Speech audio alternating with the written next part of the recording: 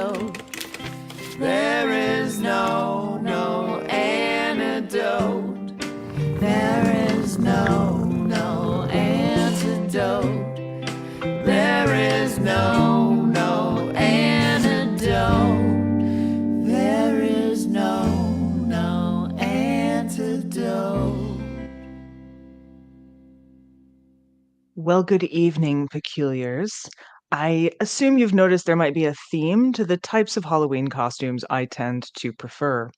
But tonight is going to be such an exciting evening, and you are going to love what we have going on. I already see several of you. I see Kathleen says hello, and Chloe and Sadie, and we've got a lot of good things planned for you tonight. It's going to be a busy evening because in addition to sideshows and costumes, we have some really amazing, fantastic guests that you are going to love. But first, we probably ought to see Davy's costume, don't you think? Why, howdy, Brandy. Hello, Woody. So, you got it. You nailed it. And to explain the context, this is the costume that my son is going to go as this year. So, Too good. naturally. Actually, my brother's here too. Here's my brother. Hello. Hey. Let's see if I got my Tom Hanks impression. Pull the string. Somebody poison the water hole. There's a snake in my boot. I have to work on my Tom Hanks. I love it. You are a toy. So I'm curious. Is Maggie going to go as Bo? No, Bo Peep. That would have been a good one. Or Jessie. Would have been. It would have been. No, she's got a. Let's put it this way. She's got a themed costume for her. Let's just say her current condition. Got it. Right. Brandy's got it. We'll explain more. More details to come. Makes sense. Sadie Simon said she's gotten to spend time with James and Lady I at ABS Fest, and they're incredible in real life. They so are. And speaking of which, I feel like it's time for real life. Shall we bring them on?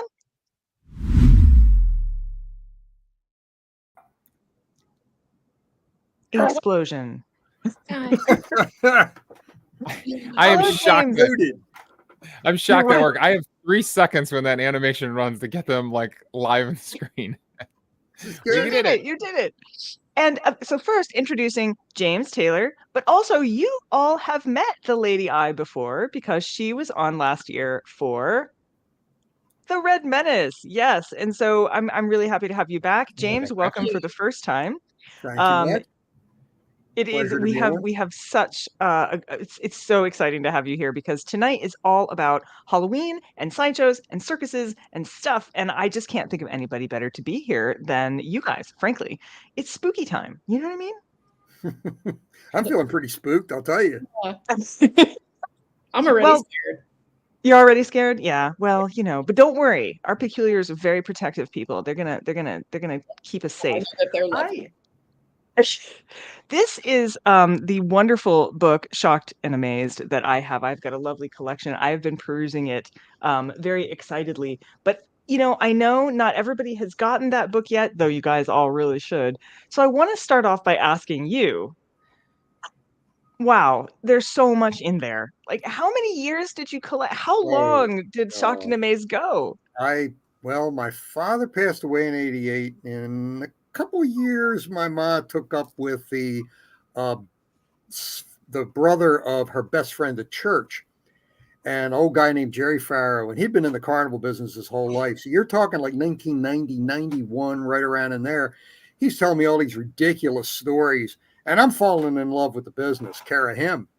And finally I had to ask him, I was like, so Jer, where's the books on this business? Because I've been publishing books at this point for like 35 years. Right. Out of my own publishing house.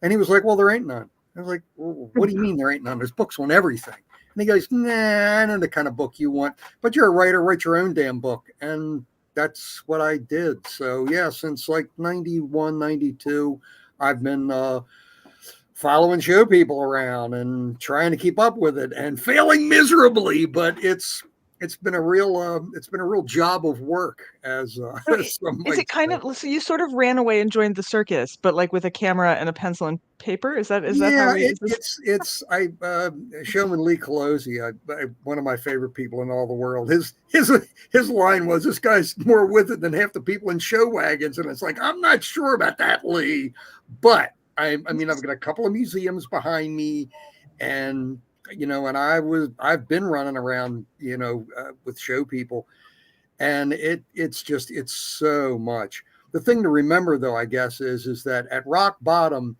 it's the best of the showbiz, because it's Mhm. what showbiz kind of started out to be, Mhm. and we've all lost sight of a lot of that. I mean, we don't look at showbiz as something you experience alive, living, and breathing, and right in your face. Mm. We don't look at that way anymore. Everything's through a screen. Everything's Mm. through watching a movie or watching TV or going online to stream this, stream that. And you lose a lot in this business when you don't see them Mhm. alive, living, and breathing. Well, the community aspect of it, I'm sure. Plus, there's a sense that, I mean, frankly, something could go wrong. I don't want to mean that in a bad way, but the Lady Leave me out Eye of the is, circus. Maybe somebody well, will yeah. die. Well, I'm just saying it's like watching live sports in a way, I guess, because Yeah. when the Lady Eye is sword swallowing, part of me goes, Mhm. "Oh God!" the whole time. Me Mhm. too. Yeah. Yep. Can you talk a little bit about, because I know you're not going to. I was hoping you'd just show us perhaps one of your swords this evening, and you could tell us a little bit about what that Oh, goes inside you. You put that in you. Yeah, that's 19 inches of solid stainless steel, does not bend, Yee. not fold up. Yeah, I mean, I had started, oh God, it's funny because I was taught, one of the things I love about Sideshow is that I consider it an apprentice skill. It's Okay. a little less so now because there are schools, and then there are people, there's like a whole fire flow community, and they'll teach each other. Hmm. But when I was starting out, which is, you know, as these things go, not that long ago, I think the Lady I turned 18 this year. Oh, okay. Um, Interesting. so that's years. that's years. That's Yeah, time. it's put some miles on me. Um, Look at the mileage. yeah, so don't check under the hood. Like, Yeah. Oh, anyway, well, as so long as there's no like sliced up bits, I think you're doing all right. no, and Yeah. it was very interesting to me. And I always joke that I thank James for not writing books on bank robbing, because my life would be very different. Because I was always Hey, interested I tried. I did try, but in Sideshow. I saw Penn and Teller off Broadway when I was like 12. Hmm. that'll And change your life. yeah, and I was like, that's amazing. And so I did what nerds do, which is go to library and find every book. And there really aren't a tremendous amount. And if they are, it's not something that's taken seriously enough to be put in the library. And I remember walking into a local library out on Long Island and seeing a book on Grady Stiles, The Lobster Boy, and asking for the book. And they're like, that's a joke. We put that up there as a joke.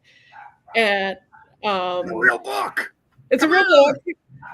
And so, I grew up, I was a square peg and an odd kid. So I was, it was a very natural leap for me to become very interested in, like, what is a freak, and what is it to be different and to choose to be different, and so on and so on. And I came at it, I studied to be a filmmaker. I wanted to make movies about, fiction. I was a narrative filmmaker, and about Sideshow. That didn't really work. And around the time, just after I graduated from college, I found James's book, and it would take me, and I had terrible stage fright for most of my life. So it would take me years, and it's a long. I don't think I'm afraid of the stage. I'm afraid of the sword in my stomach. That Oh no, I'm afraid. I was more afraid of the stage. I yeah, no, stage I can handle. Sword, I mean, I can handle a sword if I'm pointing it at someone else. It's more the pointing it back at myself that makes me a and little nervous. I went to, it's funny because I went to, I have a very dear friend who lives near Tampa, Florida, which is right next door to Gibsonton. And I went to Gibtown, the showman capital of the world, the Sideshow capital. And I met with Ward Hall and the king of the Sideshow, God rest him, and his partner, Chris Christ. And, I was talking to Chris Christ about it. I was like, yeah, I'd kind of like to learn. He goes, well, how tall are you? And I said, I'm 5'4". And he's, you're too short. You'll kill yourself. And he did That's Chris. That's Chris. hear it, can't you? And Because there's Don't not change enough the room. length of the Is that sword. Grow taller. You know, that's it. yeah, and he also just didn't care. Like, what's it to me if you drop dead? So, but you know what? What's fascinating is, do you know the very first endoscopes that were used Mm, were solid, like they didn't Yeah. bend Yeah. either. nope. And so I realized, like, in a way, we were right. We had some at the museum, and I thought those look a little sorty to Yeah. me, like, Oh yeah. you Yep. know, a sorted, Yep. sorty Yep. yeah, history. they're super I'm not comfortable. I have been intubated in the years that I have learned to swallow swords, and that is very awful. And those are flexible, but whole other situation. But like, don't bleed to death, nearly to death, kids. But it, Yeah. like, even Hey. Taylor, I had already been doing fire eating and blockhead and straight jacket for about a year and a half. Slow down. Okay, fire eating, that sounds familiar. What's blockhead? Oh. Human blockhead is absolutely one of my favorites, and it's kind of, to me, I always describe it as the chopsticks of Sideshow. Like, there are people who You can do it with chopsticks. yeah, you can do it with chopsticks, and then it's like how you make it your own. Like, that's the Liberace factor. What like, is it? What are you doing exactly? hammering a nail or some other object up your nose. I don't have anything close by. I think that pen. No, you don't have to do I it. was It's going to say, okay. and I'm looking got- for something like I'm going to be able to give it to you. You know, this is Yeah, right through the I should screen. put I've got her demo reel pulled up on YouTube if you want to see it. There- Okay, there you all right, go. let's do it. We might as well, you know. All right, here, let's go. Let's share some screen time.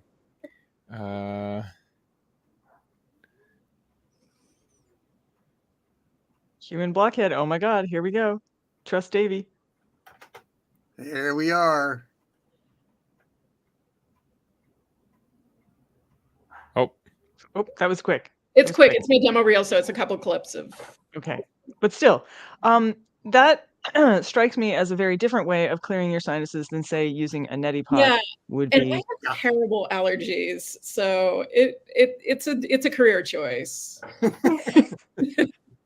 So far, there's not a lot of questions from the peculiars. I think they're all just kind of I going, think they're all stoned, is what it is. Yeah, they're. I stoned. always like I remember doing that at I was hired to do a store opening or something, and there was kids there, and I remember finishing that up, and a mother was just Door like opening. disgusted with me, and I was like, "Stay in school, kids," and then I was like, "I have a graduate degree."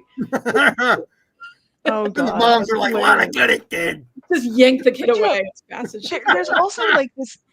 A lot of the things you do are not. I mean, anyone can learn.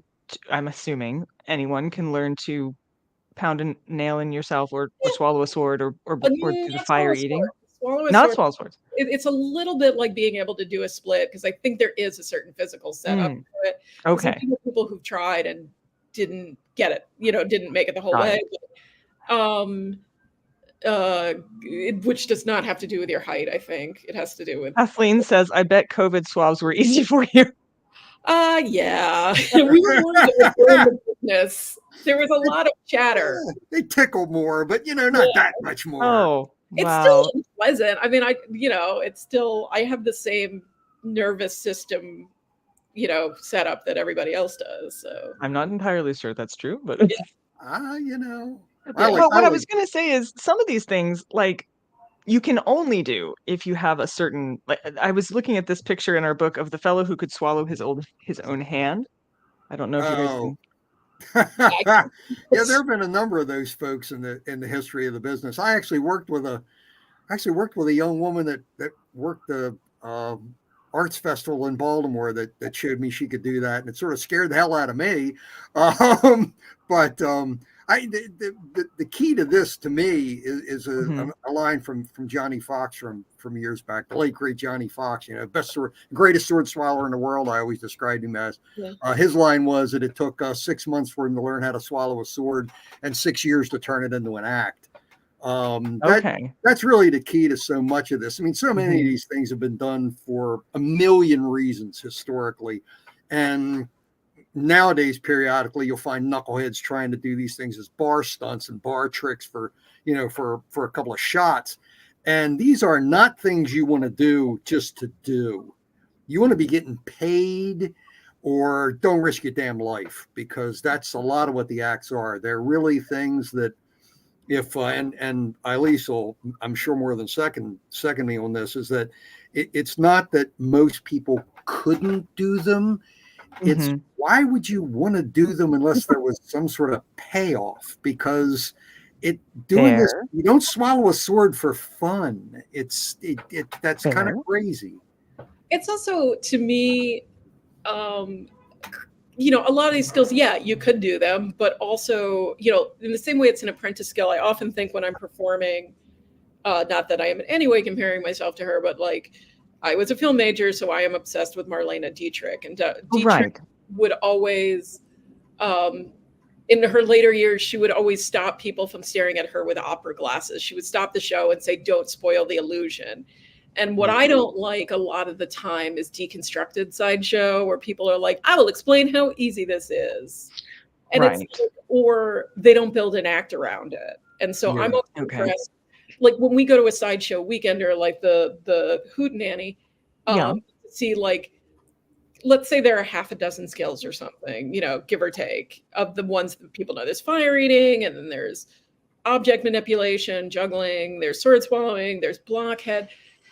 And you're performing to your peers. So we all know what it is. We all know how it works. And Right. Ooh, ah, is when you have made that act your own. So the skill is almost, a skill is a skill, but an act is something. Yep. That's interesting. Yeah. So I want to come back to that. I'm going to pause because I saw you take a drink there, and I realized that I forgot to do. You don't have to wait long. I mean, it's a natural sort of byproduct of watching me. So I'm gonna have us do our announcement so we can introduce the drink that Kat gave us tonight, which was amazing. And so we'll do that first, but I do want to come back to this concept of act versus skill versus performance, because I think that's fascinating. So Davey, please do run our announcement. First of all, if you are new here, and I know some people are new, Jennifer Pierce is actually on a plane on her way home. So she's like, "Are you 10,000 feeding us?" That's kind of great. But if you are new to us, you can chat live through the YouTube chat. You want to choose the live chat, and please ask questions. You can ask pretty strange questions, frankly, especially on this show. So please do. It's awesome.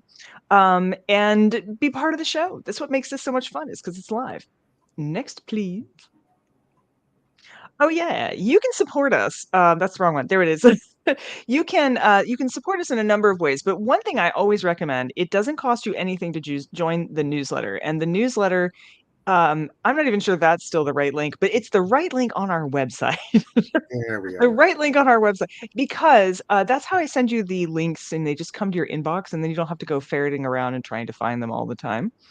The other ways you can support us is actually through our Patreon, which we have, and that is kind of fun because there are some shows which are VIP only, like the Mary Roach show last time we had, and if $5 a month gets you in on all of those and helps me not go broke, which is nice. But let us get to the drink, because this is the exciting bit. I hope that's next. It is. So this lovely beverage that was come up with, Kat wanted something that she said was like electricity. And I was like, okay, I gotta see how this is going to happen. And it really is. So it's the ginger beer and pineapple. And, you know, pineapple has enzymes, so it's also eating you as you eat it. So that's the tingle there. She has some Fireball and lemon juice, apple cider vinegar. The whole thing just goes down really easy. It's got a little sour kick to it. And so cheers. We had some really interesting names, but the one that won in the voting on Facebook was the Spicy Sideshow. So cheers to the Spicy Sideshow. Let us know what you're drinking tonight. This is good. Oh, yes. We had a costume contest. I think we're going to have to roll that tape before we give the winners, though, Davey. Do you have that? Or roll the images that we had up there? Yeah. Oh, yes. So we had a costume contest. We asked people to put these up on Facebook. And what's fun about it, this is Amanda's. She has the boots, but also if you zoom in, her hat is full of little like potion bottles, which I thought was amazing. You know, it's a really handy way to carry your potions. That's okay. Just trust me. You can find it also on Facebook. Next up, we had. see who's this one. Oh yes, So we James. had a little steampunk. James doing a little bit of steampunking, and it's a very lovely walking stick that he's got there as I want well. that A vest. big goggles. Another person with things on their hat. I feel like there's a theme. Oh yes, Jamie? this was Jamie. Yes, but it's the log lady. From is it Twin Peaks? Is that? You remember the log lady? Log lady. It's amazing. Oh, that's priceless. Right? I know. It's something I with know, something- that's what Krista Messon's like, log lady. Next we have. Oh, this is There she Leanne. She is. went as the scarecrow, but that's not the best part. Her wig and her instead of straw, it's plastic bags. She like shredded plastic bags. Way to do some serious recycling. And then she passed it along to someone else's costume, as I understand it. So I thought that I'm was sure pretty she did. cool. Oh, this is Sadie and Ryan. Yes, there Sadie you and go. Ryan, and we I accidentally originally only ended up with Ryan up there, but yes, they also took us on a tour, a peculiar tour of the Great West, basically this year. They drove places, they found weird things and put them up on our Facebook, and we all got to take a vacation with them. It was great. All right. Sasha's next. Sasha, yes. Okay, so this one's near and dear to me, and I don't know, it's a little hard to see at this scale, but you guys, if you go on Facebook, you can see she's got boils and everything. It's like full on Black Plague, Jeez. Black Death, bubonic plague. I'm a bubonic plague fan from way back. before it was So cool. she did a great job there. Is that all? I thought we had another one. No, Oh we no, got we two do. We more. have Sky. Oh yes, there's Sky's costume with she's Jeez. Pikachu, right? Or I never remember their names. I believe so. Pikachu. She's a little Pikachu, and she made that costume actually. Oh wow. Man. I know. And last but certainly not least, Oh, it's it's Susan. Susan, so there's a funny story behind this as well. Susan had this is when she was very, very small, and she had a Cookie Monster costume, and it came with a mask, but the mask is quite possibly the most horrifying thing I have ever seen. Like it was so scary that her mom was like, "No, we can't have you going out to people's houses like that." So they sent her with I just the don't rest of know. it. You Oh, know I what? was wrong. I It's don't I- know. Mimiku. yeah, I was gonna say it wasn't yellow enough for Pikachu. So Okay, Kristen corrected us. Mimiku. Anyway, it's handmade. So those were our Exactly. amazing, wonderful costumed people, and we did have voting online on Facebook, and it turns out that Sky actually won. So Sky, you are our top pick. It was really close, by the way. You will get a copy of the book, and I will send it to you to your email, or not to your email, to your physical address.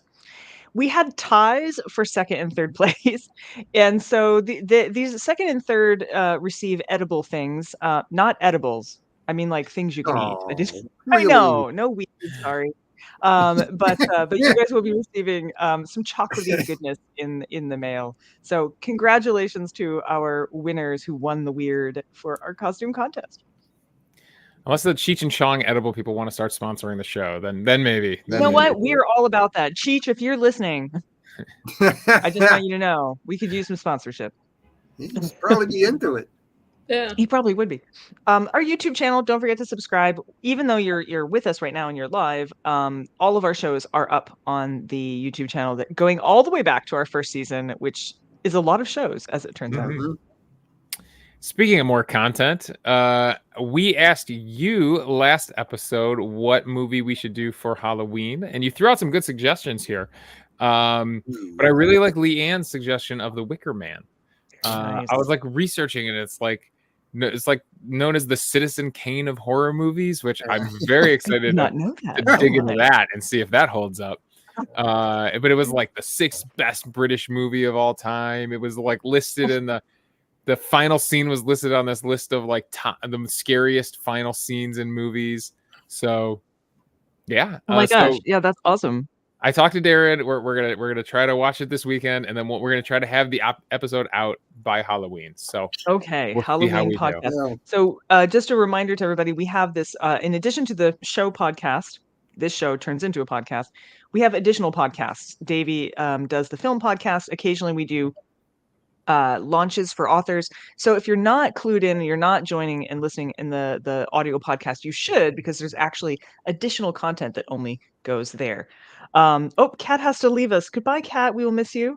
Yes, they did remake this with Nicolas Cage. Darren Oh, that was my suggested. brother's Yay. question. Yeah, Darren suggested, should we do the remake? I was like, no. Let's do the original. Gotta do That's, the original a one. Yeah. classic. Yeah. Yeah, If I- there's time, I'll watch the Nick Cage one and Yeah. we'll compare and contrast. always fun to watch, but Yeah. original. Yeah. I did ask. Original. Proto. It looks like Amanda's having Amanda's are sort of she brings the beer kind of aficionado to our show, and so she's having a oh my god, how do you pronounce that? Natto. Well, it's a lager. Tippinator. Tippinator. Tippinator Doppelbock Lager from South Salt Lake City. Salt. All right, I just give up. She's Beer drinking little beer, Bob. guys. That's what she's got. Yeah, so the Nick Cage one, that's what Kristen Messon says. That might be the only one she's seen. I think I've seen the original, but not the new one. So both of them, Um, I believe, are free. If you're an Amazon Prime member, they're up there to watch, so you could watch it that way. Or I think the original one is free on Tubi. So if you know Oh. the stream, I think it's like one of those ad-based streaming services. So you get Got random ads throughout the movie, Yeah. which is always fun. So yeah, so it's free to watch. So watch, and then you can enjoy the conversation me and Darren have. And if you are on the podcast feed, make sure to we need to get more people to leave 5-star reviews. We need those 5 stars. review us. We need to get it. So It's if you're okay if it's, even if you don't actually listen to us, you can still leave 5-star reviews. I just want you to know that's. I'm just saying, it is possible. so whether it's for this, whether it's for the movie, whatever you like, the whole thing, go ahead, start making it blow up on the podcast feed. We want everybody wants, even Wednesday Addams wants it. Oh wait, Amanda asks, is Wicker Man where they got the idea for Burning Man? I actually don't know. I have so many jokes, and I Find out by the end of the show. maybe. And it just goes on. I mean, it's endless. yeah. I guess one could make the crack that it should end the same. I mean, why does it end? Why does it end differently? I don't Well, it understand. almost ended the same this year, but there was just a lot of rain. It didn't burn anything. Midsummer. I think it's sort of midsummer before midsummer existed. Yeah, interesting. But I do think that in general. Oh, Sadie Simmons says not exactly, but kinda. Ooh, I Yeah. missed it. Yeah, there Mud, you go. oh yeah, Mudapalooza. Yes, Yeah. they had a bit of a Mudapalooza down there. Yeah. I think Burning Man came from the Mad Max movie, says Joe. Yeah, seriously, right? Yeah. It looks a bit like. Yeah. There's things I like about the pictures. There's no way I would go spend that kind of money to live in a tent in the desert. That just doesn't. No, seem it's not vacation. Yeah. I like the visuals though. I want to watch videos of it. I just don't want to physically. Of course, I don't like tent living as it is. Yeah. Like, I you don't know, like. Yeah, I don't Reasons like. to- my idea of camping is like a 3-star accommodations. hotel. There you go. I mean, roughing it should be the $250,000 Vanagon that sort of rolls around. It's basically a house on wheels. That's the way it should be. I got to get back to this idea of roughing it because, okay, I think I mentioned we're going to have a book next season, which is about people who do pain for pleasure. And they were talking about sideshows where people actually do really painful things to themselves. So like the hooks in the skin and things of that nature. Do you count that as sideshow or not? Tension work, you mean? I guess so. Like- Yes, it must be. Yeah. Yeah, like suspension. Yeah. That goes back to it has to be an act. Like Yeah. Okay. Yeah. you guys, if you're out there, do a piercing act, which I think it sounds weird, but I think it's like one of the funniest sideshow acts I've ever seen. And I love it. Like I never get tired of watching it, but just doing piercing or suspension can kind of be a wank. Okay. Yeah. Yeah. Katie, did you just see the comment from our squid person? I did. I'm on it. Okay, thank you. Oh, and like Jim Circus, I want to say that the giant exception being Zamora the Torture King. Well, yeah. Oh my God. Being But all these sort of, I mean, at some levels, maybe this is the best place to get into this, but we all throw the word sideshow around, but there's a big difference between what used to be on the midways, on the carnival midways from their birth in the 1893 Columbian Exposition, the World's Fair out in Chicago. There's a big difference between the carnival shows that developed out of that and what we've got now. because the carnival midway, for the sake of shows, I won't say it's dead, but compared to what it was, it's as much as dead. There are a few really great shows out there, but mostly they operate as free shows. Tommy Breen's World of Wonders, which he took over from Ward Hall when he passed away, and Chris Christ, who's still alive, living and breathing. So it's not for shock value; it's for entertainment. It is. Sounds like there's a well, and I mentioned Lee Colosi a little while ago. His line to me was, he said, when the big change happened was when all the carnival owners, because the show people book onto the carnival, they pay the carnival owners for the right to sit there and make money, and then give the owners a percentage. That's the way, kind of in a nutshell, it all supposed to work.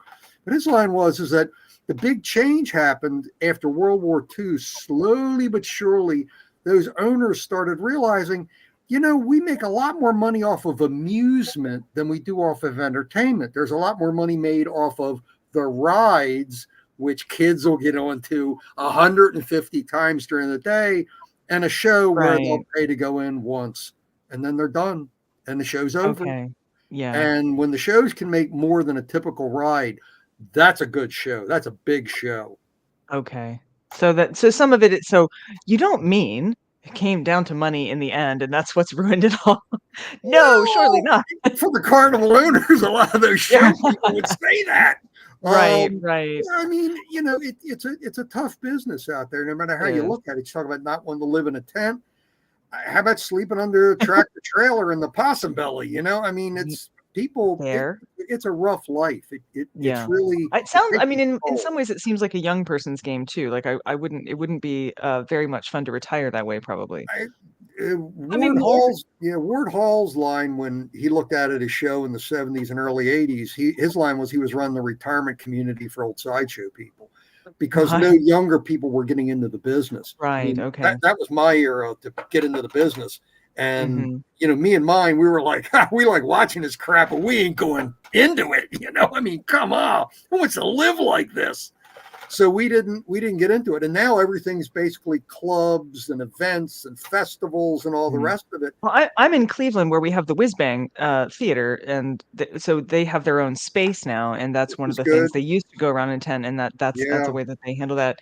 So speaking of Whiz Bang, I think we have a little treat for all of you. This is one of our last Squid fact shows. So we want to bring on Sarah McAnulty to give us our Squid facts for this period of time. We'll then have a little musical number, and then we'll come back for more questions about sideshows.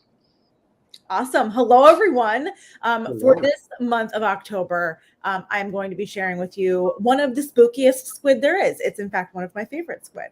So, if we could pull up the squid slides, I will show you the spookiest squid in the ocean. Davey, you working on it? Oh, Davey's I was so not ready. Oh, you were so not ready. I'm so. Should we do music first and then go to? Let's do that. Okay, we're gonna go to music, and then we're gonna have scary squids. Hello, Peculiars. It is us, Charming Disaster. And we have some good news. We've invented a time machine, finally. And this is it.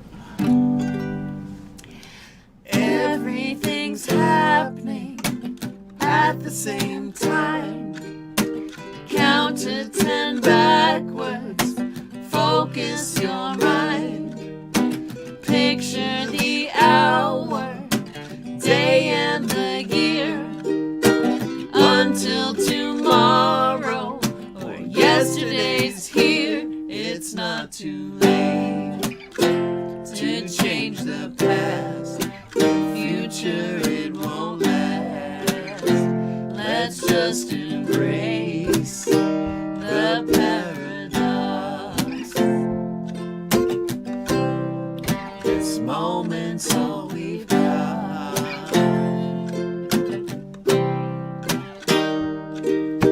Your bad decisions don't have to stick. If you could fix them, what would you miss? Change your direction, rewind the reel, unwrap the present. does it feel? It's not too late to change the past. Future, it won't last. Let's just embrace the paradox.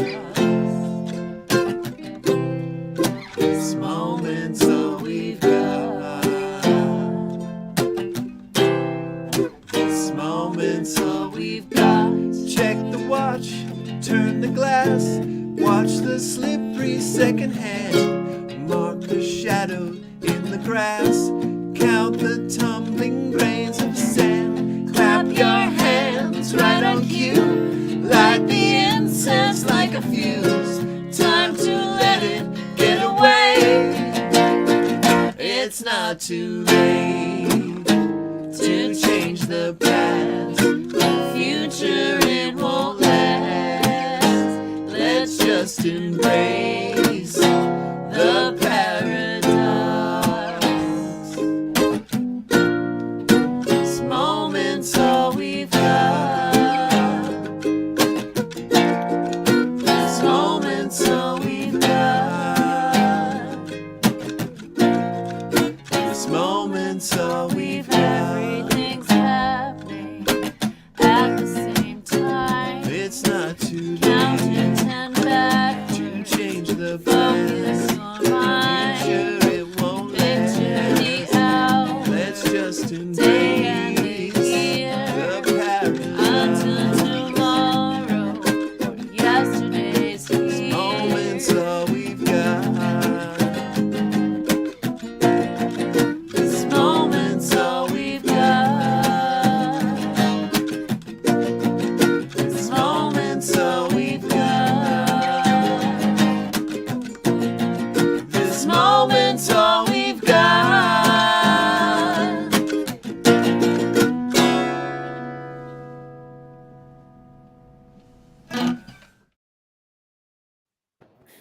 There you go. Big groove on that one. That was very nice. And you know, it's because they did time travel that they had to come first. So that's why we had to move you back.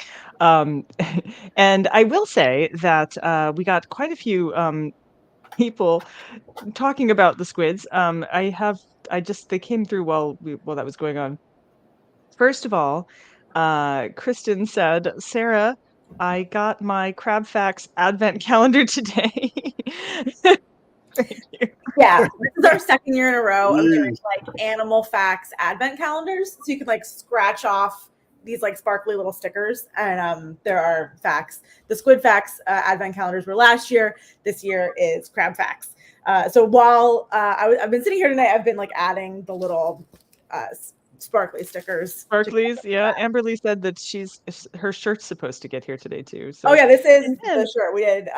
that's the shirt. Facts Okay. shirts. Well, there were two options. This is one of them. It says fill your skull with squid facts, and then it's like a squid relaxing. Oh, in a skull. Oh, that's so extremely, us. extremely Oh my silly. God. My buddy Corey, so I'm based in Philadelphia, and Corey Danks he's a illustrator in Philly, and he designed those for us.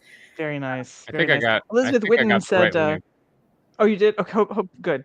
Elizabeth Witten said, for squid fans out there, someone has a new book out called Devilfish When Giant Squid Ruled the Northern Sea. So that's another one. We love our squids on this show. We do try to keep up. Okay, so Sarah, your Let's squid. do it. Let's do it. Let's talk about. So I have two favorite squid in this world. The first squid we've already talked about a couple months ago, I guess at this point. That's the Caribbean reef squid, these like gorgeous rainbow swimming squid. And then my other favorite squid is the polar opposite of that squid. Reef squid live in shallow water. You can just toss on a pair of goggles and see them if you hang out in Florida or the Caribbean. This squid is called Magna pinna. It's the big fin squid is another name for it. We only discovered big fin squid like pretty recently in the grand scheme of things in 1998. 8 meters. Oh my God. They're huge. They're huge and ghostly and beautiful and perfect. They are the deepest living squid. So they can be seen as deep as 3.8 miles below sea level. which is pretty darn deep. There's an octopus that goes a little bit deeper than that, but for squid, it's as deep as it goes. You can see that they do this like elbow dangle thing with their arms, and that is so they can maximize the amount of space in the water that they can bump into food. In this picture, it's honestly very hard to tell because the scientists working and that witnessed this squid doing this didn't have the most high-def cameras at the time. But a lot of times with squid, they'll grab food and then bring it to their mouths, their beaks, using muscle. And in the case of Magna pinna, they don't have like, their arms are so long and dangly that they don't have the same like structure to pull it in. So instead, when they bump into something, their arms coil like an old school phone cord. It's really strange. Vampire squid also have a filament that comes out of the side of their face. It's a very similar thing. Yeah, delightful. There are a couple species of these, but we really haven't seen them that many times. So there's really not a lot we know about them. But we love them. Cool. Look at some videos. So this is one for a really long time. This was the best video that we had of these animals. And it just doesn't look real. I know. It literally looks like a conspiracy like theory video, right? But the reason that it looks like this is because this was taken by a camera that was on the side of an oil rig deep in the ocean. And like an alien. It looks like an alien. It looks a lot like the aliens from Arrival.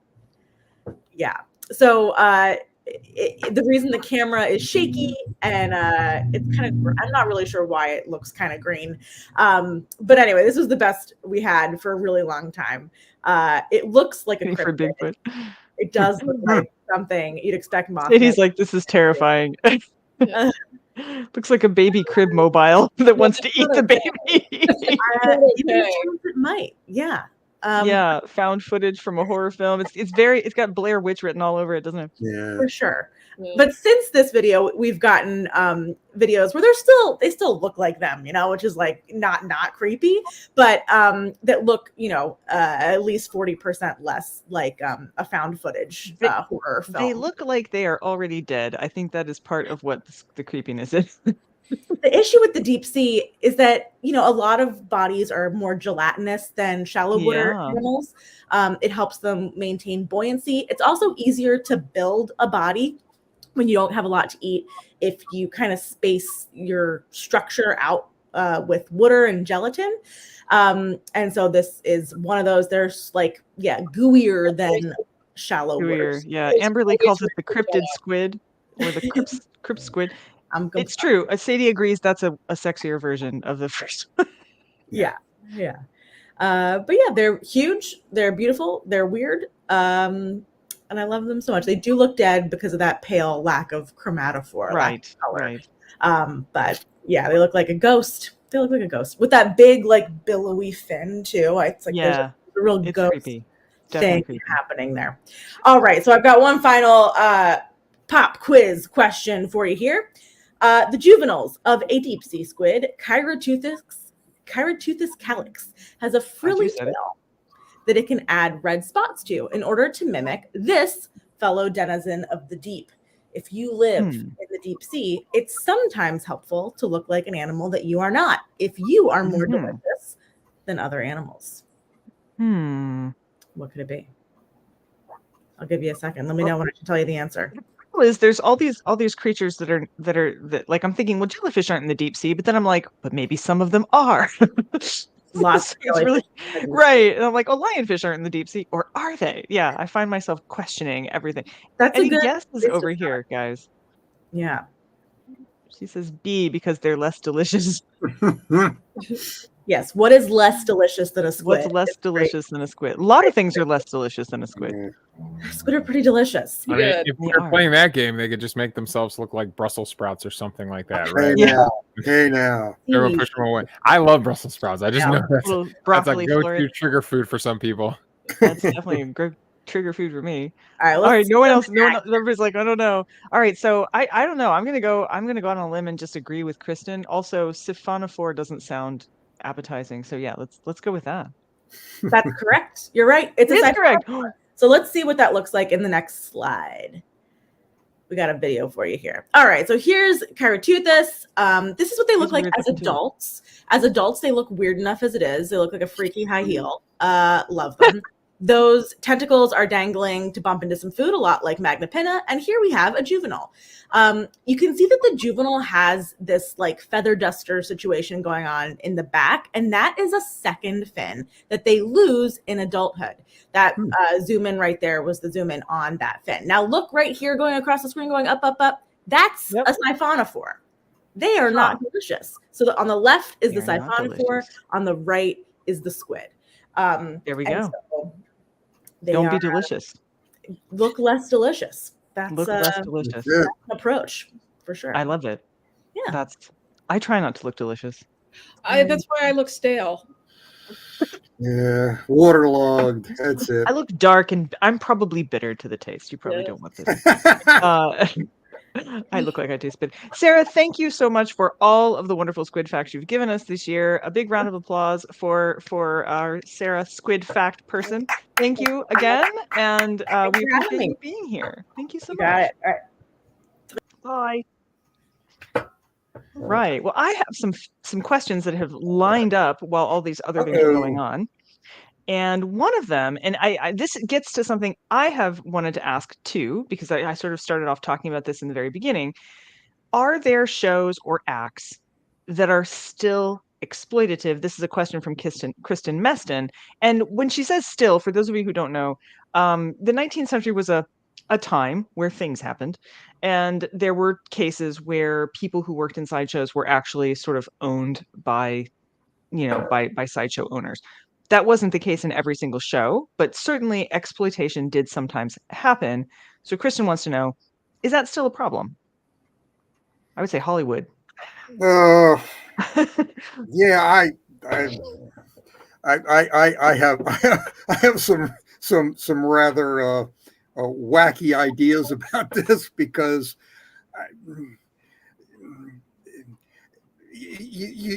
we all do realize that the term exploitation did not mean in the 19th century what it means today. I mean, in the 19th century, the term exploitation was used interchangeably with the term promotion, without any sarcasm implied, without any irony. It was just an interchangeable term. They would talk about a fight promoter having exploited his talent, the fighter that he was promoting. Well, that makes me want to look up this word and figure out when it switched over.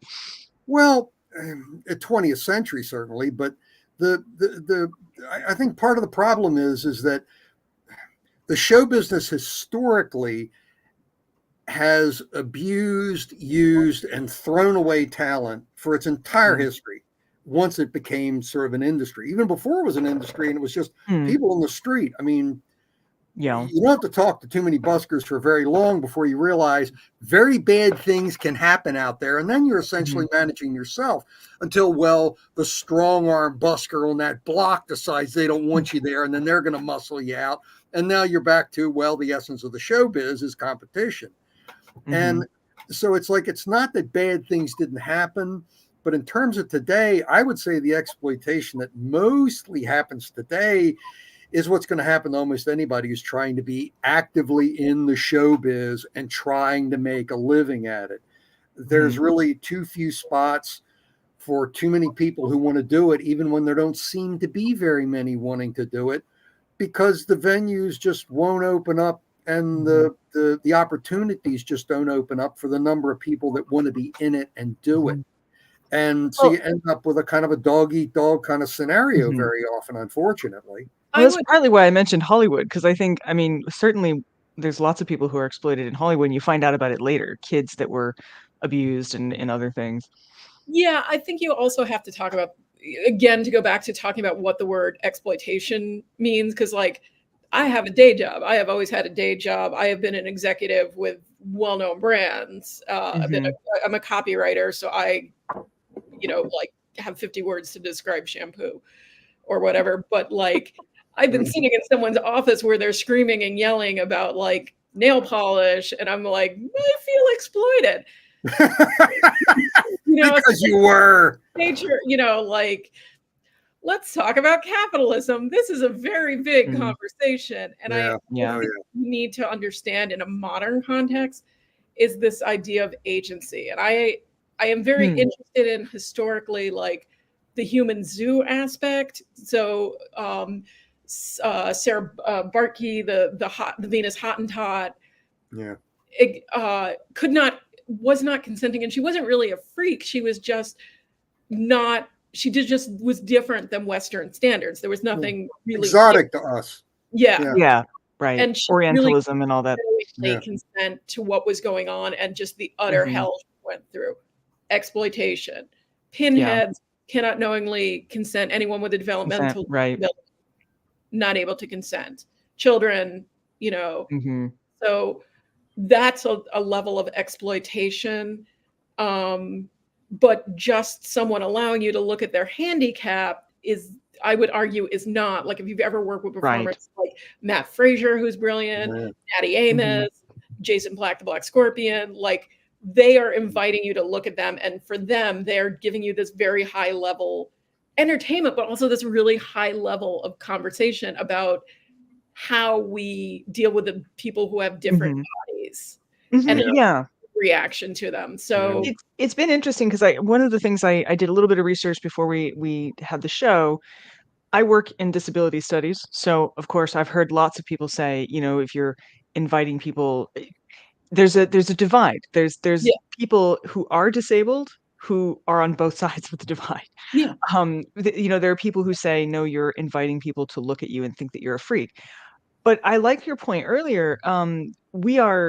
I am a freak. I was categorized as a freak as a very small child, and there's nothing actually physically. Well, I'm autistic, I guess, but like there's nothing that looks out of the ordinary. What I put up the article. I made a link to the article by Lobster Girl because she was saying how, in fact, she's choosing how to be seen. She's not just having agency, but she's also curating how you see her. For instance, even though she has the I forget dactylus, she's a fire eater, so she's like, I'm not even using that, like it's part of her show and she uses her hands as part of the show, but she's like, I literally chose to do something else with myself as a sideshow performer, and so I'm helping people see me in a different way. And I thought, it's really easy, and it's true in the 19th century too. I had a colleague write a whole paper about, I cannot remember the woman's name, but she was called Alligator Girl, and she had ichthyosis. A number of them. Right, but she was her own agent. She didn't have a promoter. She was her own promoter, and her whole family. Well, she and her husband, and she had 3 kids, and they were all sort of in on the business.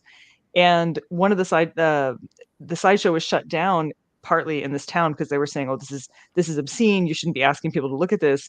And she went on a kind of speaking tour to be like, excuse me, like this is my livelihood, you can't decide that we can be very patronizing and just be like, tell people like this is not okay for you. And it's like, I have worked with, I did a panel like this with Natty Amos a couple of years ago, and remember like saying like, look, she's a lab assistant, she's a scientist, she's way smarter than I am, and she has chosen to do this. So who am I to tell her that she doesn't comprehend what's going on? Right. And I just put up a couple comments. Kristen Meston saying, I love this conversation. Randy saying, I'm a proud freak. It's really, also, we missed a comment earlier where Ryan asked if anything actually tastes very different in the deep sea, but apparently so, right? But we're not going to get into eating habits here. That's a completely different show. Totally different show. Book. Well, the Geek Show, right? We were talking about. I was going to say, I'll gladly come back for that. You'll be amazed what I'll eat on camera. I'm telling you. I can't eat my own arm. That's a reality show about that. I remember they were making people eat like stuff. Anyway. So I do think this is an important conversation to have because, people have a tendency to pitch what's the comment? Throwing the baby out with the bathwater. It's sort of assuming that it's all bad because it's all asking you to look at bodies, and it's like that's not. Yeah, that's why they call it the show business. You are being shown a thing, and by definition, in theory anyway, what you are being shown should be. There should be agency involved with the showing of it, One of my favorite subjects to get into on this is Joseph Merrick, the Elephant Man, whose Right. story as it exists popularly now is, how can I put this charitably, horseshit. It is not the reality of Joseph Merrick. Joseph Merrick had a loving family until his physical conditions got kind of too extreme for them to be able to deal with. He worked for a while in factories. I mean, all this stuff is documented if you look for it. If you don't go beyond the movie and the play, you never see this stuff. You're completely ignorant of all this. But he ended up in a workhouse because he couldn't keep working and he had no livelihood. And you're talking sort of Victorian England. Yeah. It's where you end up going. You end up in the workhouse as a way of supporting yourself. Well, he ties up with a showman, Tom Norman. Now, Tom Norman is always conflated with the second showman that Merrick ended up with when he toured the continent. And he and Norman had a fabulously, comparatively to the workhouse, relationship. And Norman made Merrick money. But eventually the relationship just had to end. That's the way it was. They were being moved on by basically the authorities, even though they were operating on what they called Monster Mile in London, which is where all those shows were, including Merrick's. So Tom Norman and Joseph Merrick parted ways. Merrick then needed to find work. He ties in with his other showman, and they basically get shunted all over the continent because nobody wanted to have anybody that looked as extreme as Merrick on exhibition. Well, finally, the show guy, the way a lot of these shows end up, the showman's not making any money. Merrick's not making any money. So the showman, being the bastard he was, but not making any money, splits and leaves Merrick. Yeah. Well, that's a pretty cruel thing to have happen. But then Merrick ends up with Dr. Treves. And everybody acts like, oh, well, he was a little conflicted, but, he was being taken care of. No, he was on exhibition at the hospital in London, and Treves and the royalty and all the rich people who came by to see Merrick could revel in, oh, we're being such kind. Oh, we're looking after this guy. And Merrick used to wander the grounds. There's an amazing book. It's called A Labrador Doctor. It's a doorstop. It's a big book like this. And in one chapter, the elderly doctor, who was a young man when he was at the hospital in London doing his work, he used to see Merrick wandering the grounds because Merrick could. I mean, he got around. He didn't stay confined to that room. And he wandered the grounds grumbling all day about how he knew where he was going to end up. He was going to end up in a big jug of alcohol. No offense, but it doesn't sound like Dr. Treves really saved him from all that much, given the fact his skeleton is still on exhibition. We've talked about the Irish giant too, which of course Hunter stole, stole out of a coffin. We did a lot of body snatching in our earlier shows.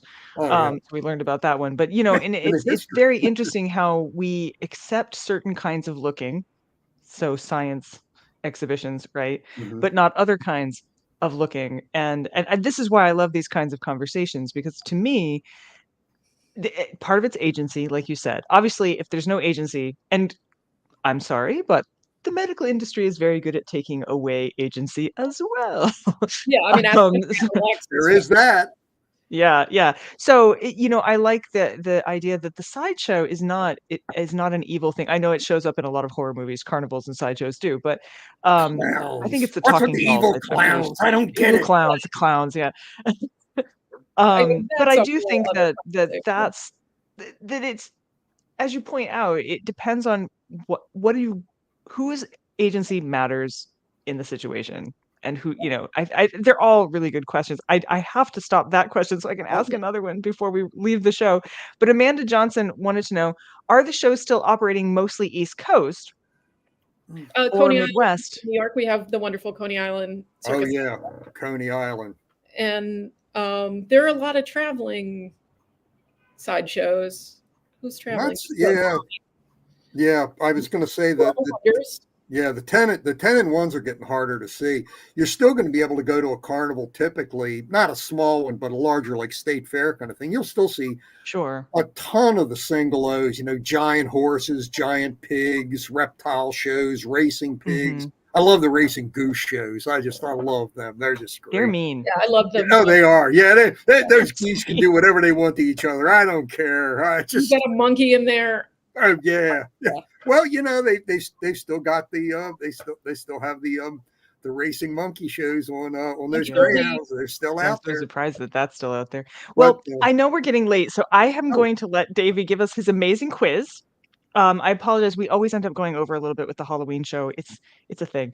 It's a big And then after that, I have promised that I will show you all a video of Darwin performing a sideshow trick. So first quiz, ooh, then Darwin sideshow to end this fantastic Halloween episode. I will make a callback to earlier in the episode because I looked it up. The history of Burning Man, the first effigy they burned, they say, was a radical self-expression. Was maybe slightly inspired by the Celtic ritual, but he says that he had not seen the movie until many years after, and it did not inspire the action. so Okay, it is all written, right. so it is done. Exactly.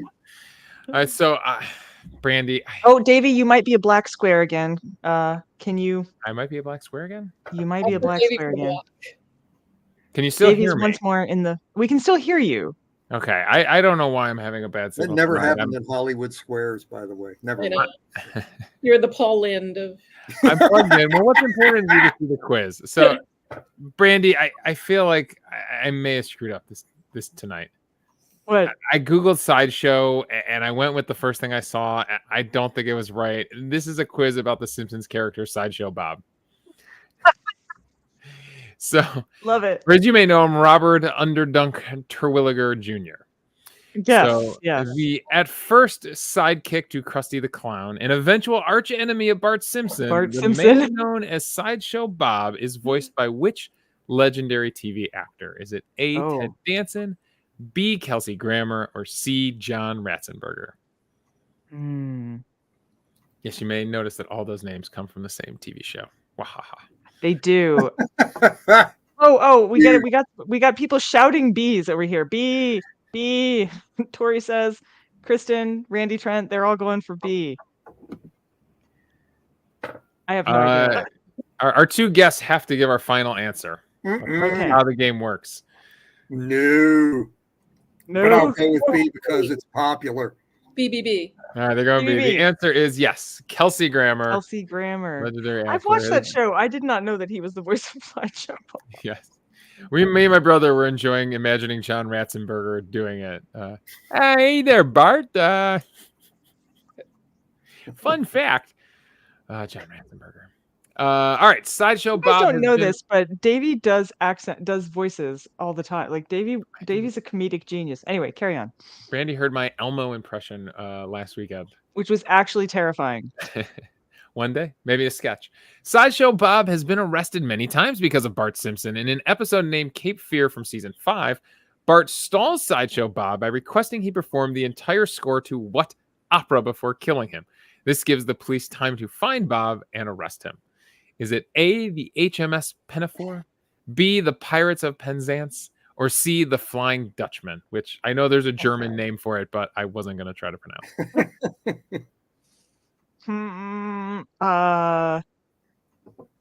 The Simpsons is hard to predict. I'm gonna pretend. I'm gonna go with the Flying Dutchman. That's I think they're still but everyone else guessing is B. saying We B got a lot again. of B's. A lot of B's. Everybody's going with B's. Thank you, Bonnie. Bonnie also said that was a great Ratzenberger. Cute. B all the way down. Everyone's going for B. Okay. Jeez. This is Final gonna be answer from our there's guests? there's I'm multiple going to choice go with B. I remembered that it was Gilbert and Sullivan, but I don't Oh, remember. there you go. There Okay. you go. The answer is HMS Pinafore. Oh, my no! God. And it's an amazing scene. It is just a classic. Go find the YouTube clip of it. It's the classic Bart, traps him into performing this thing. And then as he goes throughout the opera, it gets more and more elaborate. I love it. Just classic writing right there. Oh my God. And Kelsey Okay. Grammer, of course, has a beautiful voice. That's yes. They try to get him to sing as much as they can, I think. All right, question number 3. An IGN article once ranked the top 25 Simpsons peripheral characters, where Sideshow Bob almost took the title, but came in second to this character. Was it A, Groundskeeper Willie, B, Ralph Wiggum, or C, Troy McClure? Who do you think? I hope it was Groundskeeper Willie. I love Groundskeeper Willie. Haven't I told you about the colored chalk? I don't do voices, incidentally. But of course, this excluded. They had a whole thing for what counted. Like if you had a storyline about you, they didn't consider you a peripheral character. So this is Okay. So this Flanders can't be in there. Flanders, right? yeah. And the characters that didn't really have storylines. It's just All popped right. in, had their one-liners, and popped out. Joe says A. Randy Trent's going with Troy McClure. Amanda's going with B. Boy, we've got them all up and covered. down. Who's going to be the winner? Do we have an answer from our guests? I certainly don't.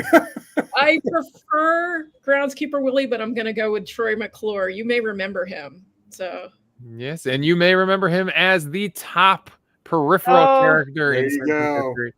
Of course, voiced by the legendary. Why am I totally drawing a blank on his name? Phil Hartman. Right. He Phil got Hartman. Phil Hartman. Phil Hartman. So there you go. That's our Sideshow Bob quiz. Sideshow Bob quiz. Well, thank you very much, Davey. As always, you take us to places I didn't know we were going to go. We're afraid to have gone. I think it's our second Simpsons quiz in Peculiar Book Club history. I think you might be right. You might be right. Well, I love failing the quiz, says Amanda Johnson. That's how I got through college. We fail it regularly. Davy's quizzes are quite famous for most of us failing them. But in an awesome way and in a way that we all appreciate it. It's a complicated relationship we have with Davy's quizzes. Mm-hmm. Well, we have run aground at 8:06 already, but we couldn't possibly end the show without first seeing the great Darwin in his debut performance. So we'll be right back.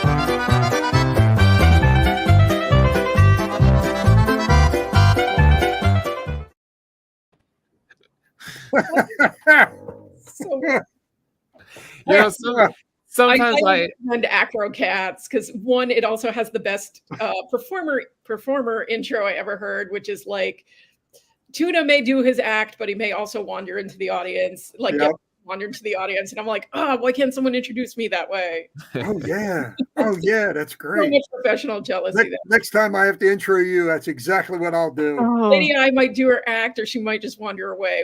She might just wander away. Darwin is actually a really good. Like he will sit there and just like be super engaged in this thing. You like the smoke burp, Randy? Yes, I did. I did add that because he was being adorable. But he's kind of just charming. The only bad thing that happened is he's not crazy about that he likes to wear clothes. He wears clothes a lot, but he doesn't like that outfit because it's too tight around his hips because he's gotten a little not as small as he once was. And as a result, like when he tried to move his back leg, like it slipped off the thing and he fell off the stool, and then he was really pissed off. He was like, "We're done. No more filming today." But normally he's a really good sport about it. What a diva. He is a little bit of a diva. You Thank all of you for being here tonight. It was so wonderful to talk about sideshows and bodies and talents and books. And you had another book you were going to hold up and show us too, didn't you, James? Yeah. The Geek Book. Yeah. Other than, of course, Shocked and Amazed, which some lucky person's going to be tossed at this thing. That's right. That's right. Is the Geek Book. Nathan Wakefield's ridiculously researched. 5 years worth of work went into this. The rise and fall of the Sideshow Geek. And Jim Moore is the one who's handling most of the sales on this. He and I co-published it. And it's out there. And so of course is Elisa's book. So we have many books to our credit for this particular show. Thank you guys so much for joining us. And thank you for being at a place where, if you're weird, you're family. You got the blue